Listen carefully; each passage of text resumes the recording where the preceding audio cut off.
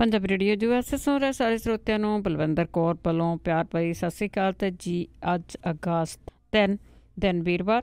ਖਬਰ ਤੇ ਨਜ਼ਰ ਪ੍ਰੋਗਰਾਮ ਦੇ ਵਿੱਚ ਸਾਡੇ ਨਾਲ ਹੋਣਗੇ ਬਲਤੇਜ ਪੰਨੂ ਜੀ। ਦੱਸਣਗੇ ਭਾਰਤ ਵਿੱਚ ਪੰਜਾਬ ਦੇ ਵਿੱਚ ਕੀ ਕੁਛ ਵਾਪਰਿਆ। ਖਬਰਾਂ ਤੋਂ ਪਹਿਲਾਂ ਧੰਨਵਾਦ ਕਰਨਾ ਚਾਹੁੰਦੇ ਸਾਡੇ ਸਪਾਂਸਰਸ ਜਿਨ੍ਹਾਂ ਨੇ ਇਸ ਪ੍ਰੋਗਰਾਮ ਨੂੰ ਸਪਾਂਸਰ ਕੀਤਾ, ਆਪ ਸਭ ਤੱਕ ਪਹੁੰਚਾਇਆ ਜੀ। ਸਾਊਥ ਵੈਸਟ ਫਾਰਮੇਸੀ ਵਾਲੇ ਬੇਕਰਸਵੀਲ ਤੋਂ, ਜਿਨ੍ਹਾਂ ਦਾ ਫ਼ੋਨ ਨੰਬਰ 6618375700। ਖਾਲਸਾ ਇੰਸ਼ੋਰੈਂਸ ਸਨੋਜੇ ਤੋਂ 4082722500। ਗੁਰਦੀਪ ਸਿੰਘ ਬਿਰਦੀ ਕਲੋਵਸ, ਅਸ਼ਾਨਜੀ ਸਿੰਘ ਕਲੋਟੀ ਜੁਬਾ ਸਿਟੀ, ਜੱਸੀ ਗਿੱਲ ਪਲੰਬਿੰਗ ਵਾਲੇ ਤੇ ਲਾਲੀ ਸਿੱਧੂ ਜੀ, ਪ੍ਰੀਤਮ ਸਿੰਘ ਤੇ ਤਲਵਿੰਦਰ ਸਿੰਘ ਗਿੱਲ ਬੇਕਰਸਵੀਲ, ਗੁਰਬੀਰ ਸਿੰਘ ਬਰਾੜ ਫਰੈਜ਼ਨੋ, ਹਰਵੰਤ ਸਿੰਘ ਉਪੋ ਜੁਬਾ ਸਿਟੀ।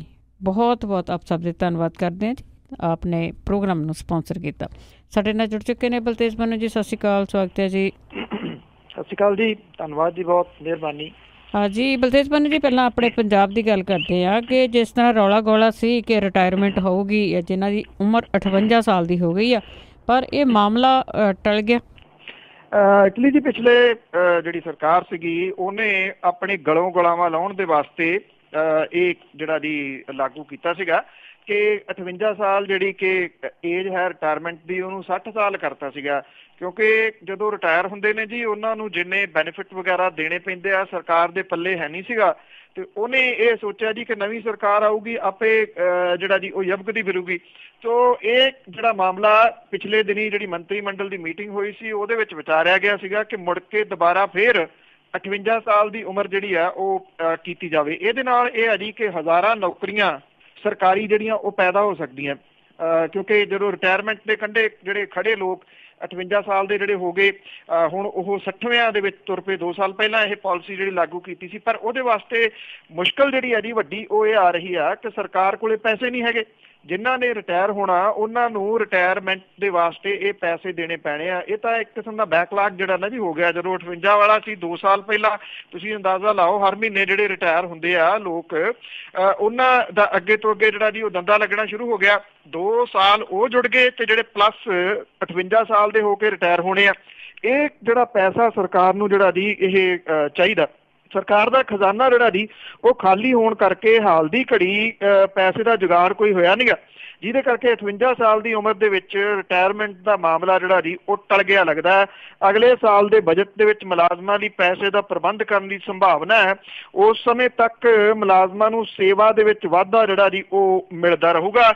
ਪੰਜਾਬ ਵਜ਼ਾਰਤ ਦੀ ਅੱਜ ਹੋ ਰਹੀ ਮੀਟਿੰਗ ਦੇ ਵਿੱਚ ਜਿਹੜੇ ਜੀ ਇਸ ਚੀਜ਼ ਨੂੰ ਰੱਖਿਆ ਜਾਊਗਾ ਔਰ ਉਮੀਦ ਹੈ ਜੀ ਕਿ ਇਹਦੇ ਵਿੱਚੋਂ ਟਾਲ ਦਿੱਤਾ ਜਿਹੜਾ ਜੀ ਉਹ ਜਾਊਗਾ ਇਸ ਮਸਲੇ ਨੂੰ।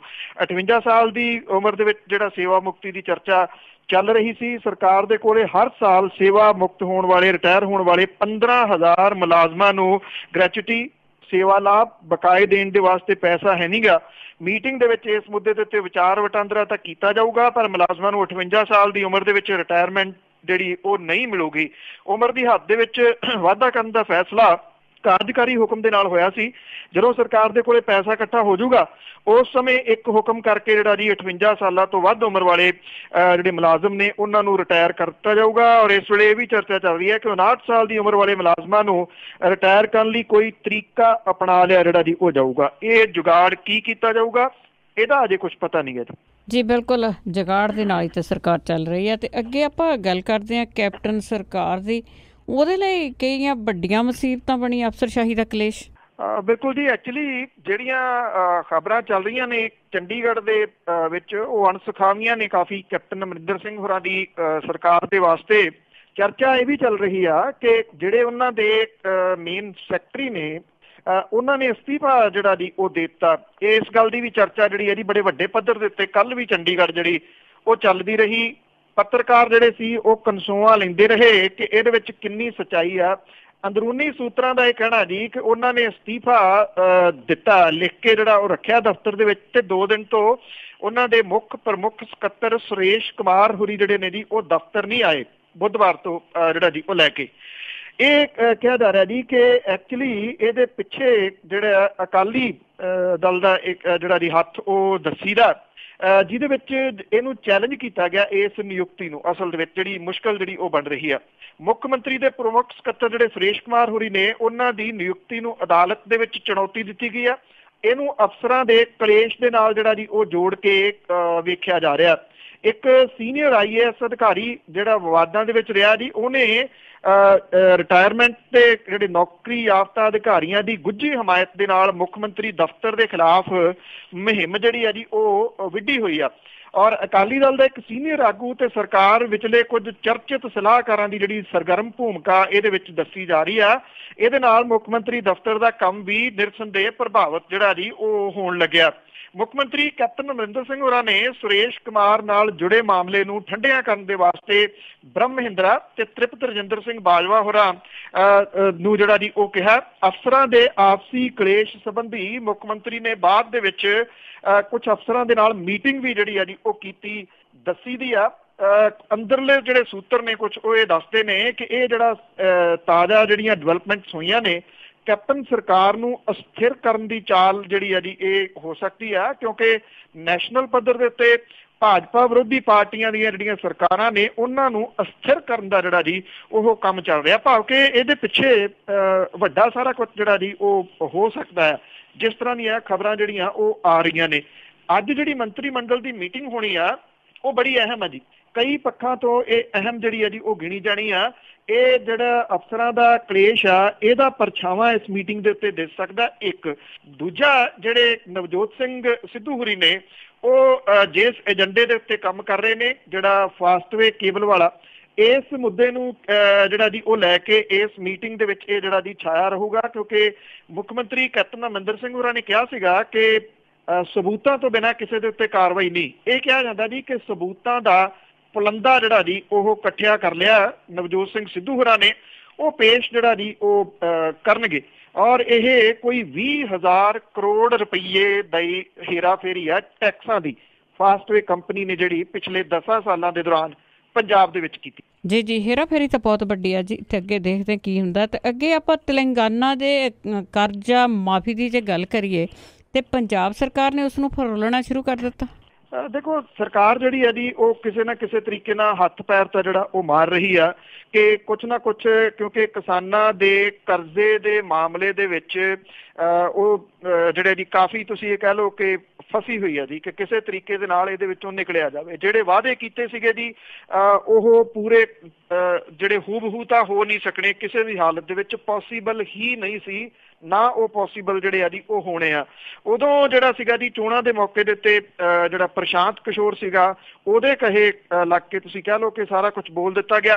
ਹੁਣ ਜਿਹੜਾ ਜੀ ਇਹਨੂੰ ਕਿਸੇ ਤਰੀਕੇ ਦੇ ਨਾਲ ਜਿਹੜਾ ਇੱਕ ਤਾਂ ਜਿਹੜਾ ਸਾਰਾ ਦਾਰੋਮਦਾਰ ਹੈ ਜੀ ਉਹ ਕੇਂਦਰ ਦੇ ਉੱਤੇ ਹੈ। ਮੁੱਖ ਮੰਤਰੀ ਹੋਰਾਂ ਨੇ ਪ੍ਰਧਾਨ ਮੰਤਰੀ ਦੇ ਨਾਲ ਮੀਟਿੰਗ ਦੇ ਵਾਸਤੇ ਫੇਰ ਸਮਾਂ ਮੰਗਿਆ ਕਿ ਉੱਥੋਂ ਜਿਹੜਾ ਜੀ ਸਰਕਾਰ ਕੁਝ ਕਰਜ਼ਾ ਜਿਹੜਾ ਜੀ ਉਹ ਹੋਰ ਲੈਣਾ ਚਾਹੁੰਦੀ ਆ। 10,000 ਕਰੋੜ ਰੁਪਈਏ ਦਾ ਕਰਜ਼ਾ ਜਿਹੜਾ ਲੈਣਾ ਚਾਹੁੰਦੀ ਆ, ਜਿਹਦੇ ਨਾਲ ਬੈਂਕਾਂ ਦਾ ਫਸਲੀ ਕਰਜ਼ਾ ਜਿਹੜਾ ਜੀ ਉਹ ਮੋੜਿਆ ਜਾ ਸਕੇ। ਪ੍ਰਧਾਨ ਮੰਤਰੀ ਹੋਰਾਂ ਦੇ ਨਾਲ ਮੀਟਿੰਗਸ ਪਹਿਲਾਂ ਵੀ 4 ਤੋਂ ਉੱਪਰ ਜਿਹੜੀਆਂ ਜੀ ਉਹ ਹੋ ਚੁੱਕੀਆਂ ਨੇ ਮੁੱਖ ਮੰਤਰੀ ਹੋਰਾਂ ਦੀਆਂ। ਗੱਲ ਕਿਸੇ ਪਾਸੇ ਜਿਹੜੀ ਤਣਪੱਤਣ ਲੱਗੀ ਨਹੀਂ। ਪਿਛਲੇ ਦਿਨੀ ਮਨਪ੍ਰੀਤ ਸਿੰਘ ਬਾਦਲ ਤੇ ਉਹਨਾਂ ਦੇ ਜਿਹੜੇ ਸਾਥੀ ਅਫਸਰ ਨੇ ਉਹ ਮੁੰਬਈ ਦਾ ਗੇੜਾ ਵੀ ਕੱਢਿਆ ਨੇ। RBI ਤੇ ਨਬਾਰਡ ਦੇ ਨਾਲ ਵੀ ਮੀਟਿੰਗਸ ਹੋ ਚੁੱਕੀਆਂ ਨੇ, ਉੱਥੋਂ ਵੀ ਹੱਥ ਜਿਹੜੇ ਆ ਜੀ ਉਹ ਖੜੇ ਆ। ਸੋ ਪ੍ਰਧਾਨ ਮੰਤਰੀ ਦੇ ਨਾਲ ਮੀਟਿੰਗ ਕਿੱਧਰ ਨੂੰ ਜਾਂਦੀ ਆ ਇਹ ਤਾਂ ਆਉਣ ਵਾਲਾ ਜਿਹੜਾ ਸਮਾਂ ਦੱਸੂਗਾ। ਪਰ ਕਿਸਾਨਾਂ, ਖੇਤ ਮਜ਼ਦੂਰਾਂ ਤੇ ਖੁਦਕੁਸ਼ੀ ਪੀੜਤ ਪਰਿਵਾਰਾਂ ਦੀ ਕਰਜ਼ਾ ਮੁਆਫੀ ਦਾ ਐਲਾਨ ਜਿਹੜੀ ਕੀਤਾ ਹੈ ਪੰਜਾਬ ਸਰਕਾਰ ਦੀ ਕਮਜ਼ੋਰ ਜਿਹੜੀ ਫਾਈਨੈਂਸ਼ੀਅਲ ਹਾਲਤ ਆ ਉਹ ਮੁਸੀਬਤ ਜਿਹੜਾ ਜੀ ਉਹ ਬਣਿਆ ਹੋਇਆ। ਹੁਣ ਸਰਕਾਰ ਨੇ ਨੋਟੀਫਿਕੇਸ਼ਨ ਕਰਨ ਤੋਂ ਪਹਿਲਾਂ ਤੇਲੰਗਾਨਾ ਸਰਕਾਰ ਦੇ ਵੱਲੋਂ 14 ਵਿੱਚ ਕੀਤੇ ਕਰਜ਼ ਮੁਆਫੀ ਦੇ ਮਾਡਲ ਦਾ ਜਿਹੜਾ ਜੀ ਇਹਨੂੰ ਘੋਖਣ ਦਾ ਫੈਸਲਾ ਕੀਤਾ। ਇਹਦੇ ਵਾਸਤੇ 2 ਸੀਨੀਅਰ ਅਧਿਕਾਰੀ ਜਿਹੜੇ ਆ ਉਹ ਹੈਦਰਾਬਾਦ ਗਏ ਨੇ। ਪੰਜਾਬ ਸਰਕਾਰ ਦੇ ਵੱਲੋਂ RBI ਨਾਲ ਗੱਲਬਾਤ ਦੇ ਦੌਰਾਨ 10,000 ਕਰੋੜ ਰੁਪਈਏ ਹੋਰ ਉਧਾਰ ਲੈਣ ਦੀ ਇਜਾਜ਼ਤ ਮੰਗੀ ਗਈ ਆ। ਮੁੱਖ ਮੰਤਰੀ ਕੈਪਟਨ ਅਮਰਿੰਦਰ ਸਿੰਘ ਹੋਰਾਂ ਦੇ ਵੱਲੋਂ 19 ਜੂਨ ਨੂੰ ਵਿਧਾਨ ਸਭਾ ਦੇ ਵਿੱਚ ਕੀਤੇ ਐਲਾਨ ਦੇ ਮੁਤਾਬਕ 9500 ਕਰੋੜ ਰੁਪਈਏ ਦਾ ਕਰਜ਼ਾ ਮਾਫ ਹੋਊਗਾ। ਸਰਕਾਰ ਨੇ ਬਜਟ ਦੇ ਵਿੱਚ 1500 ਕਰੋੜ ਰੁਪਈਏ ਦੀ ਤਜਵੀਜ਼ ਜਿਹੜੀ ਆ ਉਹ ਰੱਖੀ ਆ। ਤੇਲੰਗਾਨਾ ਸਰਕਾਰ ਨੇ 31 ਮਾਰਚ 14 ਤੱਕ ਦੇ ਹਰ ਕਿਸਾਨ ਪਰਿਵਾਰ ਦਾ 1 ਲੱਖ ਰੁਪਏ ਤੱਕ ਦਾ ਕਰਜ਼ਾ ਮਾਫ ਕਰਨ ਦਾ ਐਲਾਨ ਕੀਤਾ ਸੀਗਾ। ਇਹਦੇ ਤੋਂ ਬਾਅਦ ਹਦਾਇਤਾਂ ਜਾਰੀ ਕਰਕੇ ਪੂਰਾ ਮਾਮਲਾ ਬੈਂਕਾਂ ਉੱਤੇ ਛੱਡ ਦਿੱਤਾ ਸੀਗਾ। ਸਟੇਟ ਲੈਵਲ ਬੈਂਕਰਸ ਕਮੇਟੀ ਦੇ ਨਾਲ ਗੱਲਬਾਤ ਕਰਕੇ ਹਰ ਬੈਂਕ ਦੀ ਜਿਹੜੀ ਉੱਥੋਂ ਦੀ ਲੋਕਲ ਉਹਨਾਂ ਦੀ ਬ੍ਰਾਂਚ ਸੀ ਉਹਨੂੰ ਕਰਜ਼ੇ ਦੇ ਦਾਇਰੇ ਦੇ ਵਿੱਚ ਆਉਣ ਵਾਲੇ ਕਿਸਾਨਾਂ ਦੇ ਖਾਤਿਆਂ ਦਾ ਹਿਸਾਬ ਲਾਉਣ ਦੀ ਜ਼ਿੰਮੇਵਾਰੀ ਜਿਹੜੀ ਉਹ ਸੌਂਪੀ ਗਈ ਸੀ। ਫਿਰ ਇਹਦੀ ਤਸਦੀਕ ਲੋਕਾਂ ਤੇ ਸੰਬੰਧਿਤ ਤਹਿਸੀਲਦਾਰਾਂ ਤੋਂ ਵੀ ਕਰਵਾਉਣ ਦਾ ਜਿਹੜਾ ਜੀ ਉਹ ਫੈਸਲਾ ਕੀਤਾ ਸੀਗਾ। ਇਹਨੂੰ ਸਭ ਕਾਸੇ ਨੂੰ ਜਿਹੜਾ ਜੀ ਉਹ ਘੋਖਿਆ ਜਾ ਰਿਹਾ ਕਿ ਤੇਲੰਗਾਨਾ ਨੇ ਕਿਸ ਜਿਹੜਾ ਜੀ ਵਿਧੀ ਦੇ ਨਾਲ ਇਹ ਸਾਰਾ ਕੁਝ ਕੀਤਾ ਸੀਗਾ। ਸੋ ਇਹ ਵੇਖਣਾ ਹੋਊਗਾ ਜੀ ਕਿ ਇਹ ਵਿਧੀ ਜਿਹੜੀ ਆ ਪੰਜਾਬ ਦੇ ਵਿੱਚ ਲਾਗੂ ਹੋ ਸਕਦੀ ਹੈ ਜਾਂ ਨਹੀਂ। ਔਰ ਜਿਹੜਾ ਬਹੁਤਾ ਕੁਝ ਵੈਸੇ ਦਾਰੋਮਦਾਰ ਜਿਹੜਾ ਜੀ ਉਹ ਨਿਰਭਰ ਰਹੂਗਾ ਪ੍ਰਧਾਨ ਮੰਤਰੀ ਹੋਰਾਂ ਦੇ ਨਾਲ ਮੀਟਿੰਗ ਦੇ ਉੱਤੇ ਕਿ ਉੱਥੋਂ ਕਰਜ਼ਾ ਜਿਹੜਾ ਜੀ ਉਹ ਹੋਰ ਮਿਲਦਾ ਜਾਂ ਨਹੀਂ। ਜੇ ਨਹੀਂ ਮਿਲਦਾ ਤਾਂ 1500 ਕਰੋੜ ਰੁਪਈਆ ਜਿਹੜਾ ਜੀ ਉਹ ਬਹੁਤ ਨਗੂਣੀ ਰਕਮ ਹੈ, ਵਾਅਦੇ ਬਹੁਤ ਵੱਡੇ ਨੇ ਜੀ। ਜੀ ਜੀ ਬਿਲਕੁਲ, ਕਰਜ਼ਾ ਬਹੁਤ ਜ਼ਿਆਦਾ ਹੈ। ਤੇ ਅੱਗੇ ਆਪਾਂ ਪਾਣੀ ਦੀ ਜੇ ਗੱਲ ਕਰੀਏ ਕਿ ਪਾਣੀ ਬਹੁਤ ਗੰਦਲਾ ਹੈ ਤੇ ਪੰਜਾਬ ਵਾਲੇ ਵੀ ਸੋਚ ਰਹੇ ਆ ਕਿ ਸੀਚੇਵਾਲ ਪਾਣੀ ਸਾਫ਼ ਕਰਨ ਦਾ ਮਾਡਲ ਅਪਣਾਇਆ ਜਾਵੇ। ਐਕਚੁਅਲੀ ਜਿਹੜਾ ਇਹਨੂੰ ਸੀਚੇਵਾਲ ਮਾਡਲ ਇਸ ਕਰਕੇ ਕਿਹਾ ਜਾਂਦਾ ਜੀ, ਇਹ ਪਿੰਡ ਦੇ ਵਿੱਚ ਜਿੱਥੋਂ ਦੇ ਬਲਵੀਰ ਸਿੰਘ ਹੁਰੀ ਨੇ ਉੱਥੇ ਸਭ ਤੋਂ ਪਹਿਲਾਂ ਇਹ ਲਾਇਆ ਗਿਆ ਸੀਗਾ ਜੀ ਟ੍ਰੀਟਮੈਂਟ ਪਲਾਂਟ। ਜੇ ਟ੍ਰੀਟਮੈਂਟ ਪਲਾਂਟ ਲਾਉਣਾ ਹੋਵੇ ਤਾਂ ਉਹ ਕਰੋੜਾਂ ਦੇ ਵਿੱਚ ਪੈਂਦਾ ਜੀ, ਲੱਖਾਂ 'ਚ ਨਹੀਂ ਪੈਂਦਾ।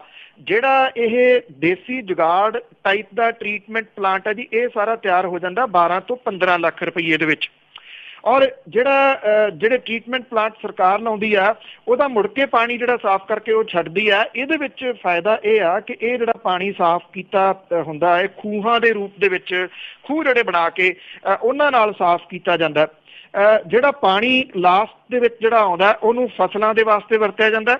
ਜਿਹੜੀਆਂ ਫਸਲਾਂ ਦੇ ਵਾਸਤੇ ਪਾਣੀ ਵਰਤਿਆ ਜਾਂਦਾ ਉਹਨੂੰ ਖਾਦ ਵਗੈਰਾ ਪਾਉਣ ਦੀ ਜਿਹੜੀ ਆ ਜੀ ਉਹ ਜ਼ਰੂਰਤ ਨਹੀਂ ਰਹਿੰਦੀ, ਭਾਵ ਕਿ ਔਰਗੈਨਿਕ ਖੇਤੀ ਉਹਦੇ ਨਾਲ ਜਿਹੜੀ ਆ ਉਹ ਹੋ ਜਾਂਦੀ ਆ।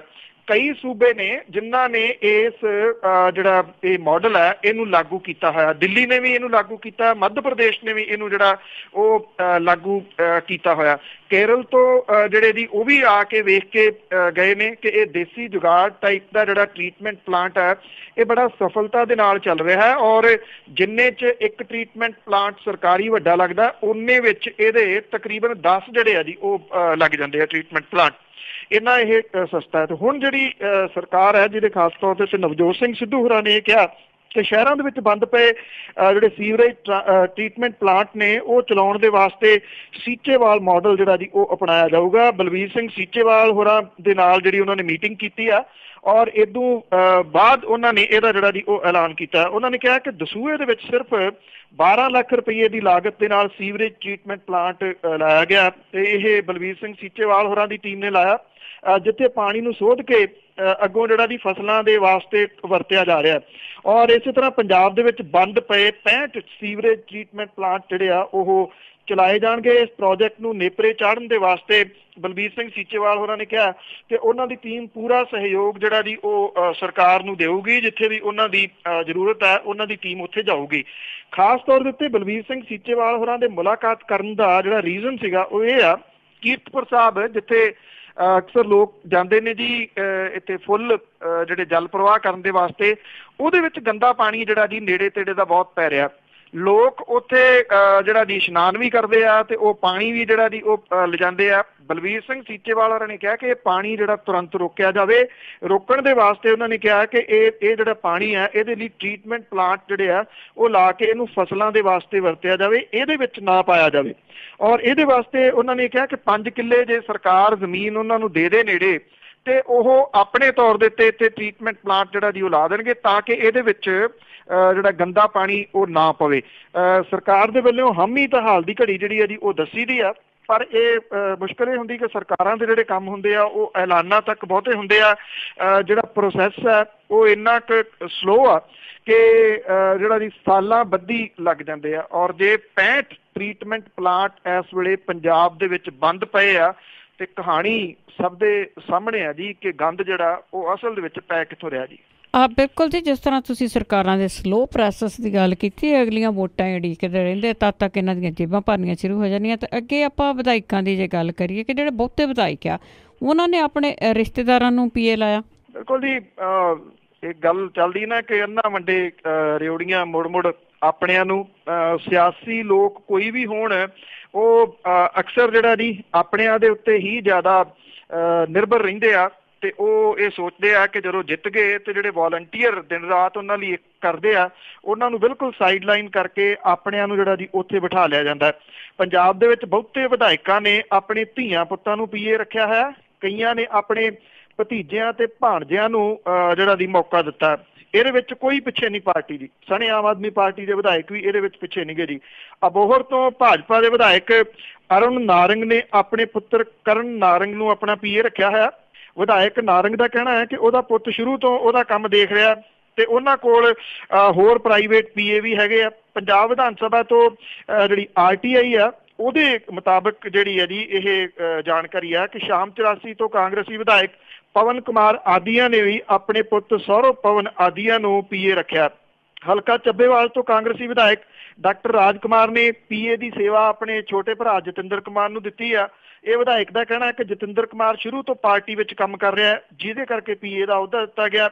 ਹਲਕਾ ਮਹਿਲ ਕਲਾਂ ਤੋਂ ਆਪ ਵਿਧਾਇਕ ਕੁਲਵੰਤ ਸਿੰਘ ਪੰਡੋਰੀ ਇਸ ਮਾਮਲੇ 'ਚ ਪਿੱਛੇ ਨਹੀਂ ਜੀ। ਉਹਨਾਂ ਨੇ ਜੀ ਆਪਣੇ ਭਾਣਜੇ ਨੂੰ ਜਿਹੜਾ ਪੀਏ ਰੱਖਿਆ ਹੋਇਆ, ਜਿਹੜਾ ਕਿ ਪਿੰਡ ਚੀਮਾ ਦਾ ਵਸਨੀਕ ਹੈ। ਜਿਹੜੇ ਵਿਧਾਇਕ ਨੇ ਪੰਡੋਰੀ ਸਾਹਿਬ ਉਹ ਇਹ ਕਹਿੰਦੇ ਆ ਕਿ ਉਹਨਾਂ ਦਾ ਭਾਣਜਾ ਪਾਰਟੀ ਦਾ ਪੁਰਾਣਾ ਵਰਕਰ ਹੈ, ਉਹਨਾਂ ਦਾ ਸ਼ੁਰੂ ਤੋਂ ਦਫ਼ਤਰੀ ਕੰਮ ਦੇਖਦਾ ਰਿਹਾ। ਹਲਕਾ ਅਮਰਗੜ੍ਹ ਤੋਂ ਕਾਂਗਰਸੀ ਵਿਧਾਇਕ ਸੁਰਜੀਤ ਸਿੰਘ ਧੀਮਾਨ ਨੇ ਆਪਣੇ ਭਤੀਜੇ ਜਸਵਿੰਦਰ ਸਿੰਘ ਨੂੰ ਪੀਏ ਜਿਹੜਾ ਜੀ ਤਾਇਨਾਤ ਕੀਤਾ ਹੋਇਆ। ਬੁਢਲਾਡਾ ਤੋਂ ਆਮ ਆਦਮੀ ਪਾਰਟੀ ਦੇ ਵਿਧਾਇਕ ਪ੍ਰਿੰਸੀਪਲ ਬੁੱਧ ਰਾਮ ਨੇ ਆਪਣੇ ਮਾਸੀ ਦੇ ਪੋਤਰੇ ਕੁਲਦੀਪ ਸਿੰਘ ਨੂੰ ਆਪਣਾ ਪੀਏ ਰੱਖਿਆ। ਹਲਕਾ ਮੌੜ ਤੋਂ ਆਮ ਆਦਮੀ ਪਾਰਟੀ ਦੇ ਵਿਧਾਇਕ ਜਗਦੇਵ ਕਮਾਲੂ ਨੇ ਆਪਣੇ ਰਿਸ਼ਤੇਦਾਰ ਰੇਸ਼ਮ ਸਿੰਘ ਰਮਾਣਾ ਨੂੰ ਆਪਣਾ ਪੀਏ ਰੱਖਿਆ ਜੀ। ਵਿਧਾਨ ਸਭਾ ਦੇ ਵੱਲੋਂ ਵਿਧਾਇਕ ਦੇ ਪੀਏ ਨੂੰ 10,000 ਰੁਪਇਆ ਪ੍ਰਤੀ ਮਹੀਨਾ ਤਨਖਾਹ ਜਿਹੜੀ ਹੈ ਜੀ ਉਹ ਦਿੱਤੀ ਜਾਂਦੀ ਆ। ਸ਼ਾਇਦ ਇਹ ਤਾਂ 10,000 ਰੁਪਇਆ ਤਾਂ ਬਹੁਤਾ ਨਾ ਹੋਵੇ, ਪਰ ਇਸ ਕਰਕੇ ਜਿਹੜੇ ਆ ਜੀ ਬਹੁਤੇ ਇਹ ਪੀਏ ਰੱਖਦੇ ਆ ਜਿਹੜੇ ਕਿ ਉਹਨਾਂ ਦੀ ਜਿਹੜੀ ਜਾਣਕਾਰੀ ਆ ਉਹ ਬਾਹਰ ਨਾ ਜਾਵੇ। ਕਈ ਉਲਟ ਪੁਲਟ ਜਿਹੜੇ ਆ ਜੀ ਉਹ ਕੰਮ ਦਫ਼ਤਰਾਂ ਦੇ ਵਿੱਚ ਹੁੰਦੇ ਨੇ। ਜੇ ਕੋਈ ਬਾਹਰਲਾ ਹੋਊਗਾ ਤਾਂ ਸ਼ਾਇਦ ਹੋ ਸਕਦਾ ਜੀ ਉਹ ਬਾਹਰ ਗੱਲ ਕੱਢ ਸਕਦਾ, ਜਿਹਦੇ ਕਰਕੇ ਨੇੜਲਿਆਂ ਨੂੰ ਲਾ ਕੇ ਹੀ ਜਿਹੜਾ ਜੀ ਇਹ ਖੁਸ਼ ਹੁੰਦੇ ਨੇ। ਇਹਦੇ ਵਿੱਚ ਕੋਈ ਵੀ ਵਿਧਾਇਕ ਜਿਹੜਾ ਜੀ ਉਹ ਘੱਟ ਨੀਗਾ, ਸਾਰੇ ਤਕਰੀਬਨ ਇੱਕੋ ਜਿਹੇ ਹੀ ਆ ਜੀ, ਕਿਸੇ ਦੂਸਰੇ ਨੂੰ ਉਹ ਨੇੜੇ ਨਹੀਂ ਆਉਣ ਦਿੰਦੇ ਜੀ। ਬਿਲਕੁਲ ਜੀ, ਨਾਲੇ ਘਰ ਦੇ ਪੈਸੇ ਘਰ ਦੇ ਵਿੱਚ ਹੀ ਆ, ਤਨਖਾਹ ਵੀ ਮਿਲਦੀ ਹੈ ਇਹਨਾਂ ਨੂੰ। ਤੇ ਅੱਗੇ ਆਪਾਂ ਸਿਕੰਦਰ ਮਲੂਕੇ ਦੀ ਜੇ ਗੱਲ ਕਰੀਏ ਕਿ ਉਸ ਦੇ ਮੁੰਡੇ ਤੇ ਇੱਕ ਕੇਸ ਹੋਇਆ ਸੀ 2012 ਦੇ ਵਿੱਚ, ਤੇ ਫਿਰ ਉਹ ਏਦਾਂ ਹੀ ਰੁਲ ਖੁੱਲ ਗਿਆ ਤਾਂ ਹੁਣ ਦੁਬਾਰਾ ਖੁੱਲਿਆ। ਐਕਚੁਅਲੀ ਜੀ ਜਦੋਂ 12 ਦੀਆਂ ਇਲੈਕਸ਼ਨਸ ਹੋਈਆਂ ਨੇ ਉਦੋਂ ਇਹ ਸਿਕੰਦਰ ਮਲੂਕੇ ਦੇ ਉੱਤੇ ਤੇ ਉਹਦੇ ਮੁੰਡੇ ਗੁਰਪ੍ਰੀਤ ਸਿੰਘ ਮਲੂਕੇ ਦੇ ਖਿਲਾਫ ਜਿਹੜਾ ਜੀ ਇਹ ਕੇਸ ਦਰਜ ਹੋਇਆ ਸੀਗਾ। 2012 ਦੀਆਂ ਪੰਜਾਬ ਵਿਧਾਨ ਸਭਾ ਚੋਣਾਂ ਦੇ ਵਿੱਚ ਇਹ ਹਿੰਸਾ ਹੋਈ ਸੀਗੀ। ਜ਼ਿਲ੍ਹਾ ਪੁਲਿਸ ਨੇ ਪਰਚਾ ਦਰਜ ਕਰ ਲਿਆ ਉਦੋਂ, ਪਰ ਚੋਣ ਨਤੀਜੇ ਜਿਹੜੇ ਸੀ ਉਹ ਅਕਾਲੀ ਦਲ ਦੇ ਹੱਕ 'ਚ ਫੇਰ ਆ ਗਏ ਤੇ ਇਹ ਕੇਸ ਜਿਹੜਾ ਜੀ ਰੱਦ ਕਰ ਦਿੱਤਾ। ਪਰ ਮੁਦਈ ਨੇ ਪੁਲਿਸ ਦੀ ਕੇਸ ਰੱਦ ਕਰਨ ਦੀ ਰਿਪੋਰਟ ਪ੍ਰਵਾਨ ਕਰਨ ਤੋਂ ਨਾ ਕਰ ਦਿੱਤੀ ਸੀਗੀ ਜੀ। ਸਾਬਕਾ ਮੰਤਰੀ ਮਲੂਕਾ ਤੇ ਉਹਦੇ ਸਾਥੀਆਂ ਦੇ ਖਿਲਾਫ ਕੇਸ ਦਰਜ ਕਰਾਉਣ ਵਾਲੇ ਸੁਖਪਾਲ ਸਿੰਘ ਨੇ ਰਾਮਪੁਰਾ ਫੂਲ ਅਦਾਲਤ ਦੇ ਵਿੱਚ ਇਸਤਕਾਸਾ ਪਾ ਕੇ ਪਾ ਦਿੱਤਾ ਜੀ, ਜਿਹਦੇ ਸੰਬੰਧੀ ਜੁਡੀਸ਼ੀਅਲ ਮੈਜਿਸਟ੍ਰੇਟ ਨੇ ਜਿਹੜੀ ਹੈ ਜੀ ਇਹ ਸਾਬਕਾ ਮੰਤਰੀ ਸਿਕੰਦਰ ਮਲੂਕਾ ਤੇ ਉਹ ਬਾਕੀ ਹੋਰਾਂ ਨੂੰ ਸੰਮਣ ਜਿਹੜੇ ਜਾਰੀ ਕਰਕੇ ਤਲਬ ਜਿਹੜਾ ਜੀ ਉਹ ਕਰ ਲਿਆ ਸੀਗਾ ਪਿਛਲੇ ਮਹੀਨੇ ਜੁਲਾਈ ਦੇ ਵਿੱਚ। ਔਰ ਉਸ ਤੋਂ ਮਗਰੋਂ ਸਾਬਕਾ ਮੰਤਰੀ ਤੇ ਉਹਦੇ ਜਿਹੜੇ ਸਾਥੀ ਨੇ ਉਹਨਾਂ ਨੇ ਕੱਲ ਜਿਹੜਾ ਸੀ ਜ਼ਿਲ੍ਹਾ ਸੈਸ਼ਨ ਜੱਜ ਬਠਿੰਡਾ ਦੀ ਅਦਾਲਤ ਦੇ ਵਿੱਚ ਐਂਟੀਸਪੇਟਰੀ ਲਈ ਆ। ਸਾਬਕਾ ਮੰਤਰੀ ਸਿਕੰਦਰ ਮਲੂਕਾ, ਉਹਦਾ ਮੁੰਡਾ ਗੁਰਪ੍ਰੀਤ ਮਲੂਕੇ ਨੇ ਰਾਮਪੁਰਾ ਫੂਲ ਅਦਾਲਤ ਦੇ ਵਿੱਚ ਇਹ ਜ਼ਮਾਨਤਾਂ ਜਿਹੜੀਆਂ ਉਹ ਭਰੀਆਂ ਨੇ। ਅਦਾਲਤ ਨੇ ਸੁਣਵਾਈ ਦੀ ਅਗਲੀ ਤਰੀਕ 30 ਅਗਸਤ ਜਿਹੜੀ ਹੈ ਜੀ ਉਹ ਕਰਤੀ ਹੈ। ਦਿਆਲਪੁਰਾ ਭਾਈਕਾ ਦੇ ਵਿੱਚ 12 ਦੇ ਵਿੱਚ ਚੋਣ ਪ੍ਰਚਾਰ ਦੇ ਦੌਰਾਨ ਜਨਵਰੀ ਦੇ ਵਿੱਚ 2 ਕੇਸ ਦਰਜ ਹੋਏ ਸੀ। ਜੀ ਇੱਕ ਕੇਸ ਦੇ ਵਿੱਚ ਸਿਕੰਦਰ ਮਲੂਕਾ ਤੇ ਉਹਦੇ ਸਾਥੀਆਂ ਦੇ ਖਿਲਾਫ ਹੋਇਆ ਸੀ, ਜਦੋਂ ਕਿ ਦੂਜਾ ਕੇਸ ਮੌਜੂਦਾ ਕਾਂਗਰਸੀ ਵਿਧਾਇਕ ਗੁਰਪ੍ਰੀਤ ਸਿੰਘ ਕਾਂਗੜ ਦੇ ਸਾਥੀਆਂ ਦੇ ਖਿਲਾਫ ਦਰਜ ਹੋਇਆ ਸੀਗਾ। ਕਾਂਗਰਸੀ ਵਿਧਾਇਕ ਗੁਰਪ੍ਰੀਤ ਸਿੰਘ ਕਾਂਗੜ ਦਾ ਇਹ ਕਹਿਣਾ ਹੈ ਕਿ 12 ਦੀਆਂ ਚੋਣਾਂ ਦੇ ਵਿੱਚ ਦਰਜ ਕੇਸਾਂ ਦਾ ਭਵਿੱਖ ਉਦੋਂ ਮੋੜਾ ਕੱਟ ਗਿਆ ਸੀ ਜਦੋਂ ਅਕਾਲੀ ਸਰਕਾਰ ਮੁੜ ਕੇ ਬਣ ਗਈ ਔਰ ਪੁਲਿਸ ਨੇ ਉਹਨਾਂ ਖਿਲਾਫ ਦਰਜ ਕੇਸ ਵਿੱਚ ਤਾਂ ਚਲਾਨ ਪੇਸ਼ ਕਰਤਾ, ਪਰ ਸਾਬਕਾ ਮੰਤਰੀ ਤੇ ਸਾਥੀਆਂ ਦੇ ਖਿਲਾਫ ਕੇਸ ਦਰਜ ਦੀ ਕੈਂਸਲੇਸ਼ਨ ਰਿਪੋਰਟ ਜਿਹੜੀ ਉਹ ਭਰ ਦਿੱਤੀ, ਪਰ ਮੁਦਈ ਨੇ ਇਹਨੂੰ ਪ੍ਰਵਾਨ ਜਿਹੜਾ ਉਹ ਨਹੀਂ ਕੀਤਾ ਸੀ। ਇਸ ਕਰਕੇ ਇਹ ਦੁਬਾਰਾ ਜਿਹੜਾ ਜੀ ਉਹ ਖੁੱਲ ਗਿਆ। ਤੇ ਜਿਵੇਂ ਖੁੰਦਾ ਜੀ ਸਿਕੰਦਰ ਮਲੂਕੇ ਨੇ ਤੇ ਉਹਦੇ ਮੁੰਡੇ ਨੇ ਜਿਹੜੀ ਆ ਜੀ ਇਹ ਗੱਲ ਕਹੀ ਆ ਕਿ ਇਹ ਝੂਠਾ ਕੇਸ ਜਿਹੜਾ ਜੀ ਉਹ ਦਰਜ ਕੀਤਾ ਔਰ ਪੰਜਾਬ ਦੇ ਵਿੱਚ ਹੋਏ ਮੈਕਸੀਮਮ ਜਿਹੜੇ ਕੇਸ ਨੇ 10 ਸਾਲਾਂ ਦੇ ਦੌਰਾਨ ਉਹਦੇ ਵਿੱਚ ਇੱਧਰੋਂ ਉੱਧਰੋਂ ਕਰਕੇ ਜਿਹੜਾ ਜੀ ਉਹ ਸਿਕੰਦਰ ਮਲੂਕੇ ਦਾ ਨਾਮ ਤਾਂ ਜਿਹੜਾ ਉਹ ਜੋੜੀ ਜਾਂਦਾ ਕੇਸ ਕਰਵਾਇਆਂ ਦੇ ਵਿੱਚ। ਖਾਸ ਤੌਰ ਦੇ ਉੱਤੇ ਵਿਰੋਧੀਆਂ ਦੇ ਉੱਤੇ ਜਿੰਨੇ ਕੇਸ ਉਹਨੇ ਜਿਹੜੇ ਜੀ ਉਹ ਦਰਜ ਕਰਾਇਆ ਉਹ ਸਹੀ ਸੀ ਤੇ ਇਹ ਜਿਹੜਾ ਕੇਸ ਆ ਜੀ ਉਹਨੂੰ ਕਹਿੰਦਾ ਜੀ ਇਹ ਝੂਠਾ। ਬਿਲਕੁਲ, ਕਿਉਂਕਿ ਆਪਣੇ ਦੇ ਉੱਤੇ ਆ। ਤੇ ਆਪਾਂ ਅੱਗੇ ਗੱਲ ਕਰਦੇ ਹਾਂ ਧੂਰੀ ਦੇ ਲਾਗੇ ਪਿੰਡ ਆ ਜੀ ਧੱਦੀਵਾਲ, ਤੇ ਉੱਥੇ ਦਲਿਤਾਂ ਦਾ ਬਾਈਕਾਟ ਅਜੇ ਵੀ ਜਾਰੀ। ਐਕਚੁਅਲੀ ਜੀ ਇਹ ਜਿਹੜਾ ਪਿਛਲੇ ਦਿਨਾਂ ਤੋਂ ਜਿਹੜਾ ਬਾਈਕਾਟ ਜਾਰੀ ਆ, ਡਿਪਟੀ ਕਮਿਸ਼ਨਰ ਕਹਿੰਦੇ ਆ ਕਿ ਐਸਡੀਐਮ ਦੀ ਡਿਊਟੀ ਜਿਹੜੀ ਉਹ ਲਾਈ ਹੋਈ ਆ ਔਰ ਅਜੇ ਤੱਕ ਜਿਹੜਾ ਜੀ ਮਸਲਾ ਹੱਲ ਨਹੀਂ ਹੋਇਆ। ਜਿਹੜੇ ਜ਼ਿਮੀਂਦਾਰਾਂ ਦੇ ਵਿਚਾਲੇ ਤੇ ਦਲਿਤ ਭਾਈਚਾਰੇ ਦੇ ਵਿਚਾਲੇ ਜਿਹੜਾ ਵਿਵਾਦ ਪੈਦਾ ਹੋਇਆ, ਐਕਚੁਅਲੀ 250 ਰੁਪਈਆ ਦਿਹਾੜੀ ਜਿਹੜੀ ਦਿੱਤੀ ਜਾਂਦੀ ਆ, ਇਹ ਕਹਿੰਦੇ ਸੀਗੇ ਜੀ ਕਿ 300 ਰੁਪਈਆ ਦਿਹਾੜੀ ਪਿੰਡ ਦੇ ਵਿੱਚ ਕੀਤੀ ਜਾਵੇ। ਉਦੋਂ ਬਾਅਦ ਇਸ ਪਿੰਡ ਧੰਦੀਵਾਲ ਦੇ ਵਿੱਚ ਜਿਹੜੀ ਅਨਾਊਂਸਮੈਂਟ ਕਰਵਾ ਦਿੱਤੀ ਗਈ ਜ਼ਿਮੀਂਦਾਰਾਂ ਦੇ ਵੱਲੋਂ ਕਿ ਕੋਈ ਜਿਹੜਾ ਜੀ ਦਲਿਤ ਪਰਿਵਾਰਾਂ ਦੇ ਵਿੱਚੋਂ ਕਿਸੇ ਨੂੰ ਦਿਹਾੜੀ ਦੇ ਉੱਤੇ ਨਹੀਂ ਖੜੂਗਾ ਤੇ ਦੂਜੀ ਗੱਲ ਇਹ ਕਹਿਤੀ ਗਈ ਕਿ ਇਹਨਾਂ ਨੂੰ ਕੋਈ ਦੁੱਧ ਨਹੀਂ ਦਊਗਾ ਔਰ ਜਿਹੜਾ ਸੌਦਾ ਪੱਤਾ ਹੱਟੀਆਂ ਵਾਲੇ ਉਹ ਇਹਨਾਂ ਨੂੰ ਨਹੀਂ ਦੇਣਗੇ ਔਰ ਜਿਹੜਾ ਇਹਦਾ ਉਲੰਘਣ ਕਰੂਗਾ ਇਹਨਾਂ ਦੇ ਨਾਲ ਮਿਲਵਰਤਨ ਰੱਖੂਗਾ, ਦੁੱਧ ਦੇਊਗਾ ਜਾਂ ਸੌਦਾ ਪੱਤਾ ਜਿਹੜਾ ਦੀ ਉਹ ਦੇਊਗਾ, ਉਹਦੇ ਉੱਤੇ 5000 ਰੁਪਏ ਦਾ ਫਾਈਨ ਜਿਹੜਾ ਉਹ ਲਾਇਆ ਜਾਊਗਾ। ਮਾਮਲਾ ਹੌਲੀ ਹੌਲੀ ਜਦੋਂ ਅਖਬਾਰਾਂ ਦੇ ਵਿੱਚ ਜਿਹੜਾ ਜੀ ਉਹ ਚੱਲਣਾ ਸ਼ੁਰੂ ਹੋਇਆ ਤੇ ਪ੍ਰਸ਼ਾਸਨ ਜਿਹੜਾ ਉੱਠਿਆ। ਪ੍ਰਸ਼ਾਸਨ ਕਹਿੰਦਾ ਕਿ ਡਿਪਟੀ ਕਮਿਸ਼ਨਰ ਕਹਿੰਦੇ ਨੇ ਕਿ ਐਸਡੀਐਮ ਦੀ ਡਿਊਟੀ ਲਾਈ ਆ, ਉਹਨੇ ਜਾ ਕੇ ਦੋਵਾਂ ਧਿਰਾਂ ਦੇ ਨਾਲ ਜਿਹੜੀ ਹੈ ਜੀ ਉਹ ਗੱਲਬਾਤ ਜਿਹੜੀ ਉਹ ਕੀਤੀ ਆ। ਪਰ ਇਹਦਾ ਦੂਜਾ ਜਿਹੜਾ ਜੀ ਜੇ ਪਿੰਡ ਦੀ ਗੱਲ ਕਰੀਏ ਤੇ ਪਿੰਡ ਦੇ ਵਿੱਚ ਇਹ ਕਿਹਾ ਜਾਂਦਾ ਜੀ ਨਾ ਐਸਡੀਐਮ ਆਏ ਨੇ ਨਾ ਉਹਨਾਂ ਦਾ ਕੋਈ ਜਿਹੜਾ ਜੀ ਬੰਦਾ ਆਇਆ ਜਿਨ੍ਹਾਂ ਨੇ ਆ ਕੇ ਕੋਈ ਵੀ ਦੋਵਾਂ ਧਿਰਾਂ ਦੇ ਨਾਲ ਗੱਲਬਾਤ ਹਾਲ ਦੀ ਘੜੀ ਜਿਹੜੀ ਹੈ ਜੀ ਉਹ ਕੀਤੀ ਜਾਵੇ। ਦੂਜੇ ਪਾਸੇ ਡਿਪਟੀ ਕਮਿਸ਼ਨਰ ਜਿਹੜੇ ਨੇ ਜੀ ਉਹ ਕਹਿੰਦੇ ਆ ਕਿ ਵਿਵਾਦ ਹੈਗਾ, ਇਹਨੂੰ ਸੁਲਝਾਉਣ ਦੇ ਵਾਸਤੇ ਦੋਵਾਂ ਧਿਰਾਂ ਦੇ ਨਾਲ ਗੱਲਬਾਤ ਕੀਤੀ ਜਾ ਰਹੀ ਆ, ਛੇਤੀ ਇਹ ਮਸਲਾ ਜਿਹੜਾ ਜੀ ਉਹ ਨਿਬੇੜਿਆ ਜਾ ਸਕਦਾ। ਪਰ ਦੋਵਾਂ ਧਿਰਾਂ ਦੇ ਵਿਚਾਲੇ ਇਸ ਵੇਲੇ ਤਣਾਅ ਧੰਦੀਵਾਲ ਦੇ ਵਿੱਚ ਜਿਹੜਾ ਜੀ ਉਹ ਬਣਿਆ ਹੋਇਆ। ਜੇ ਮੰਨ ਲਓ ਕੱਲ ਨੂੰ ਇਹ ਸਮਝੌਤਾ ਹੋ ਵੀ ਜਾਂਦਾ, ਪ੍ਰਸ਼ਾਸਨ ਜਿਹੜਾ ਜੀ ਕਿਉਂਕਿ ਹੁਣ ਪ੍ਰਸ਼ਾਸਨ ਨੂੰ ਜਵਾਬ ਦੇਣਾ ਔਖਾ ਹੋਇਆ ਪਿਆ, ਉਹ ਕੋਈ ਸਮਝੌਤਾ ਕਰਾ ਵੀ ਦਿੰਦਾ ਤੇ ਉਦੋਂ ਬਾਅਦ ਦੀ ਗੱਲ ਇਹ ਹੈ ਕਿ ਜਿਹੜੀ ਫ੍ਰਿਕਸ਼ਨਸ ਪੈ ਗਈਆਂ ਦੋਵਾਂ ਜਿਹੜਾ ਜੀ ਭਾਈਚਾਰਿਆਂ ਦੇ ਵਿਚਾਲੇ, ਉਹ ਨਹੀਂ ਪਤਾ ਕਿ ਕਿੰਨੀ ਦੇਰ ਤੱਕ ਜਿਹੜਾ ਜੀ ਇਹ ਰਹਿਣਗੀਆਂ। ਬਿਲਕੁਲ ਜੀ, ਜਦੋਂ ਪਿੰਡਾਂ ਦੇ ਵਿੱਚ ਪੈਂਦਾ ਤਾਂ ਕਾਫੀ ਟਾਈਮ ਇਹ ਇਸ ਤਰ੍ਹਾਂ ਦੀ ਗੱਲ ਬਣੀ ਰਹਿੰਦੀ ਹੈ।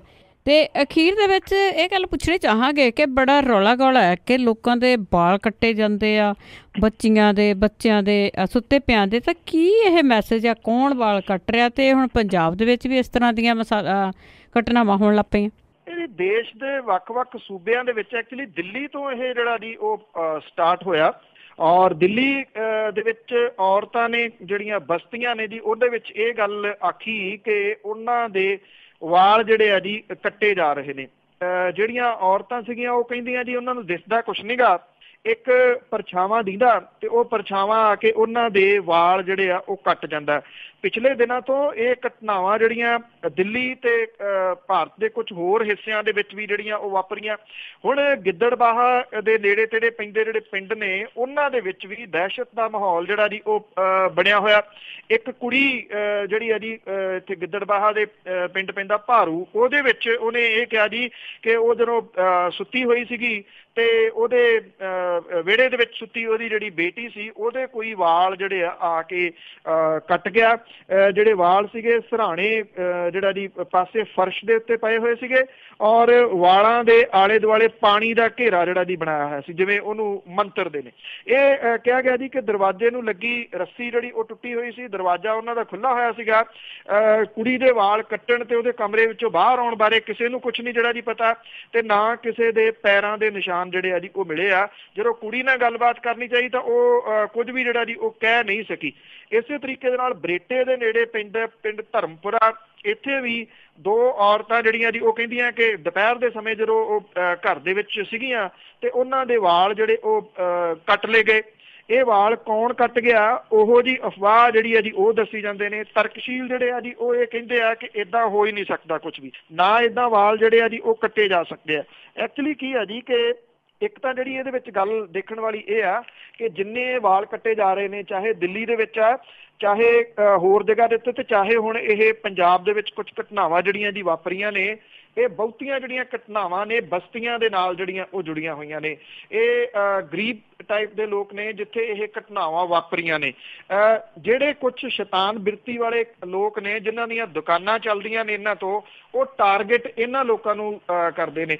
ਅਜੇ ਤੱਕ ਕੋਈ ਏਦਾਂ ਦੀ ਘਟਨਾ ਜਿਹੜੀ ਉਹ ਨਹੀਂ ਸੁਣੀ ਜਿਹੜੀ ਕਿ ਕਿਸੇ ਪੌਸ਼ ਏਰੀਏ ਦੇ ਵਿੱਚ ਵਾਪਰੀ ਹੋਵੇ ਜਾਂ ਕਿਸੇ ਕੋਠੀ ਦੇ ਵਿੱਚ ਜਿਹੜੀ ਆ ਉਹ ਵੱਡੀ ਘਟਨਾ ਵਾਪਰੀ ਹੋਵੇ, ਜਿੱਥੋਂ ਅੰਦਾਜ਼ਾ ਇਸ ਚੀਜ਼ ਦਾ ਲੱਗਦਾ ਜੀ ਕਿ ਟਾਰਗੇਟ ਕਿੰਨਾ ਲੋਕਾਂ ਨੂੰ ਜਿਹੜਾ ਉਹ ਕੀਤਾ ਜਾ ਰਿਹਾ। ਜਦੋਂ ਕੋਈ ਇਸੇ ਤਰ੍ਹਾਂ ਦਾ ਵਾਪਰਦਾ ਜੀ, ਚਾਹੇ ਟਿੱਡੇ ਇੱਕ ਵਾਰੀ ਇੱਥੇ ਪੰਜਾਬ ਦੇ ਵਿੱਚ ਰੁੱਖ ਦੇ ਉੱਤੇ ਬਹਿ ਗਏ ਸਨ। ਉਹ ਟਿੱਡੇ ਜਿਹੜੇ ਜੀ ਉਹ ਪਿਸ਼ਾਬ ਕਰਦੇ ਆ, ਲੋਕ ਥੱਲੇ ਜਾ ਕੇ ਰੁੱਖਾਂ ਦੇ ਖੜੇ ਹੋਈ ਜਾਂਦੇ ਸੀ ਵੀ ਇੱਥੋਂ ਇਹ ਕਰਾਮਾਤੀ ਰੁੱਖ ਆ ਗਿਆ, ਇਹਦੇ ਥੱਲੇ ਪਾਣੀ ਡਿੱਗ ਰਿਹਾ, ਤੇ ਬਹੁਤੀਆਂ ਬਿਮਾਰੀਆਂ ਜਿਹੜੀਆਂ ਜੀ ਉਹਨਾਂ ਦੀਆਂ ਇਹਦੇ ਨਾਲ ਜਿਹੜੀਆਂ ਉਹ ਠੀਕ ਹੋ ਜਾਣੀਆਂ। ਸੋ ਇਸ ਕਰਕੇ ਲੋਕ ਜਿਹੜੇ ਨੇ ਜੀ ਉਹਨਾਂ ਨੂੰ ਮੂਰਖ ਬਣਾਉਣ ਵਾਲਾ ਚਾਹੀਦਾ, ਕੁਛ ਨਾ ਕੁਛ ਨਵਾਂ ਹੀ ਜਿਹੜਾ ਜੀ ਉਹ ਹੋ ਜਾਂਦਾ, ਇੱਕ ਪਿੱਛੋਂ ਹਟਦੇ ਨੇ ਤੇ ਦੂਜੇ ਪਾਸੇ ਤੁਰ ਪੈਂਦੇ ਨੇ। ਹਾਂ ਬਿਲਕੁਲ ਜੀ, ਇਸ ਤਰ੍ਹਾਂ ਦਾ ਕੰਮ ਤੇ ਬਹੁਤ ਜ਼ਿਆਦਾ, ਤੇ ਬਹੁਤ ਬਹੁਤ ਤੁਹਾਡਾ ਧੰਨਵਾਦ, ਤੁਸੀਂ ਸਾਡੇ ਨਾਲ ਜੁੜੇ ਤੇ ਖਬਰਾਂ ਬਾਰੇ ਦੱਸਿਆ। ਮਿਹਰਬਾਨੀ ਜੀ, ਸਤਿ ਸ਼੍ਰੀ ਅਕਾਲ ਜੀ। ਸਤਿ ਸ਼੍ਰੀ ਅਕਾਲ ਜੀ। ਤੇ ਸਰੋਤੇ ਸਨ ਬਲਤੇਜ ਪੰਨੂ ਜੀ ਜੋ ਸਾਡੇ ਨਾਲ ਜੁੜਦੇ ਨੇ, ਕਰਦੇ ਨੇ ਖਬਰਾਂ। ਇਸੇ ਦੇ ਨਾਲ ਅੱਜ ਦਾ ਬੁਲਟਨ ਇੱਥੇ ਹੀ ਸਮਾਪਤ। ਹੁਣ ਬਲਵਿੰਦਰ ਕੌਰ ਵੱਲੋਂ ਆਪ ਸਭ ਨੂੰ ਹੀ ਪਿਆਰ ਭਰੀ ਸਤਿ ਸ਼੍ਰੀ ਅਕਾਲ।